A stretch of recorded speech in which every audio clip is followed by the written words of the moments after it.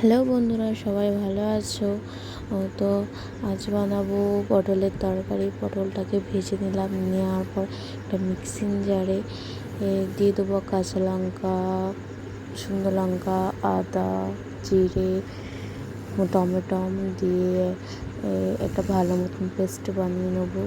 হ্যাঁ, তার সঙ্গে আবার লবণ, হলুদ, লঙ্কার গুঁড়ো পরিমাণ মতন দিয়ে একসঙ্গে মিক্স করে নেবো। মিক্স করার পরে তারপরে জিরে, তেজপাতা তেলের উপরে দিয়ে একটু ভেজে নিয়ে ওই মশলাটাকে দিয়ে দেবো। দেওয়ার পরে ভালো করে ওটাকে নাড়তে নাড়তে নাড়তে নাড়তে দেখো তেলটা প্রায় উঠে এসছে।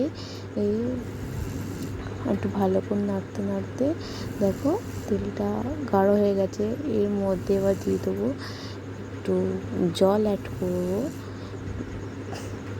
জল অ্যাড করার পরে আমি আরেকটা জিনিস, আমি আলুটাকে সিদ্ধ করে নিয়েছি, প্রেশার কুকারে সিদ্ধ করে নিয়েছি যাতে তাড়াতাড়ি হওয়ার জন্য। যারা অনেক এতে কাজ করে তারা তাড়াতাড়ি হয়ে যাবে এটা।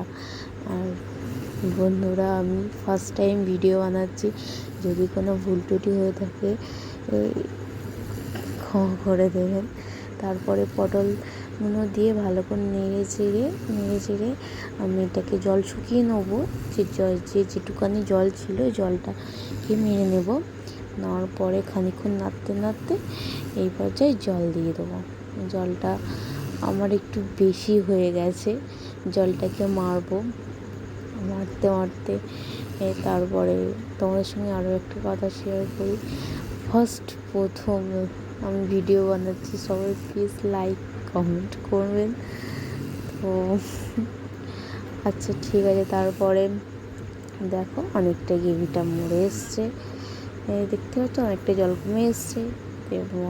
এবার একটু চিনি দিয়ে লাভিয়ে নেব। ঠিক দেখো এমন হয়েছে তরকারিটা। টাটা।